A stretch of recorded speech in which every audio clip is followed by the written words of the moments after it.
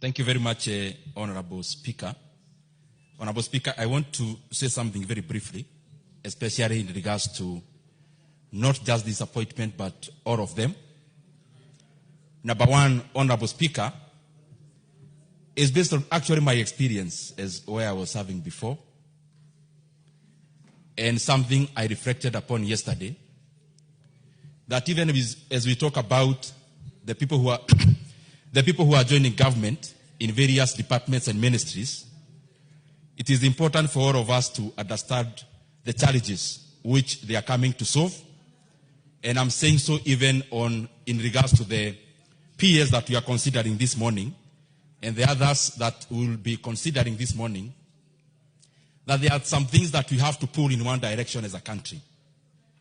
And I'm saying these things and repeating them because I know the enormity of it. That even as they come to serve, there are some things that we have to put concerted efforts here in Parliament, the executive, and every other Kenyan, because Kenya belongs to all of us. And the challenge I want to highlight, because it cuts across all the departments and ministries, Honorable Speaker, is that we have to pull in one direction in finding a solution to the revenue and debt strains that we have as a country. Honorable Speaker, part of the revenue that we collect as a country, because we are considering one department that is will be looking at our trade and especially regionally. Honorable Speaker, the challenge that we will have and the challenge that the nominees will have, Honorable Speaker, is to be able to find solutions within whatever area that we are serving, concertedly, that we find a solution around our debt and revenue. Honorable Speaker, I was in the point of saying that out of the revenue that we collect as a country, Honorable Speaker, currently now as we talk, and part of the challenge of, I saw yesterday the debate in the House around CDF and the release of that money, is basically because of the strain.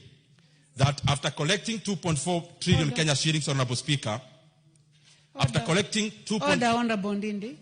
I have a point of order. What is out of order, Honorable? Speaker, I'm listening to Ndindi Nyoro. Honorable Ndindi Nyoro is like in a lecture hall. We are talking about competence and competencies of individuals who have been nominated to serve in this government. And we are considering their suitability. We are not talking about revenue. What is out of order, I think it's still having Elisha? hangover of having been a budget chair. You are out of order. You are obviously out of order. Well, I will allow him to debate. You have a few minutes. Please conclude. Thank you very much, Honorable Speaker. Some things may not need a response.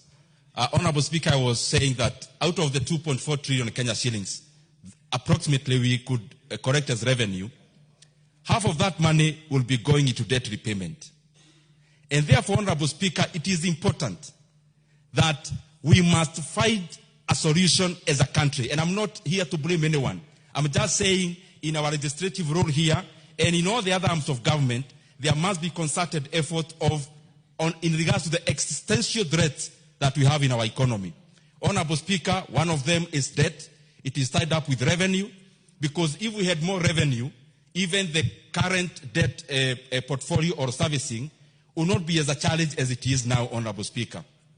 Secondly, Honorable Speaker, when we talk about trade and East Africa, we must give the entrepreneurs, the investors, the primacy of the role they deserve. Honorable Speaker, in many countries, an investor, Honorable Speaker, is given and accorded the support and the respect they deserve. Because, Honorable Speaker, when you come in as an investor in Kenya, you are not doing the country is not doing you a favor. It is actually you doing the country a favor.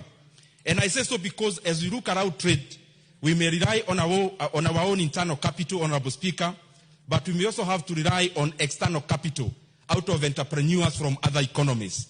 Honorable Speaker, the PS of the current department that we are debating this morning must be very abreast that even as we attract investors must be heroes of this country, Honorable Speaker.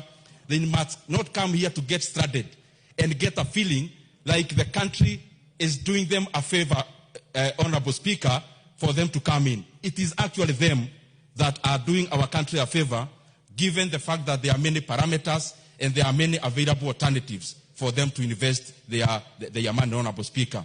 In overall, Honorable Speaker, I want to congratulate all the nominees and call upon them that we be sincere in public service, so that even as we come in, we are looking at the generality of making our country better, Honorable Speaker, and not any other personal consideration.